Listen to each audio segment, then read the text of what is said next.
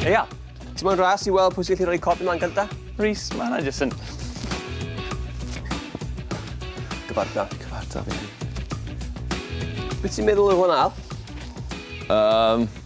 Rhyw fath o olew. Agos. Ferrofluid yw hwn. Hylif magnetic, sy'n gwneud pethau really cool pan ti'n rhoi o ymyl magnet. Diolch yn fawr, Rhys. Croeso, Aled. Bydd y hylif arferol yn llifo'n syth i'r ddisgl. Waw. Mae fe'n edrych fel sydd yn fyw. Waw. Wel, beth yn digwydd os ni'n defnyddio hwn? O, gad ni weld. Ond am fod ferrofluid yn magnetic, mae fe eisiau glynu i wyneb y darnau metal yma, a ffurfio siapau fel hyn. Oce, nesa. Nesa? Ie. Yeah. Wow.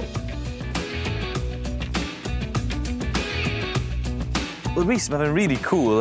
Mae fe'n neud patrymau really bert, ond... Wel, beth yw'r pwynt? O, fach bod ti wedi gofyn al. Gath ferrofluid i greu gan NASA yn 1963. Wnaethon nhw sylweddoli bod y tanwydd fel diesel neu petrol ddim yn gweithio mewn rocedi yn y gofod gan bod dim disgyrchiant yn y gofod. Bydde jyst yn arnofio i ffwrdd. Yn gwmws.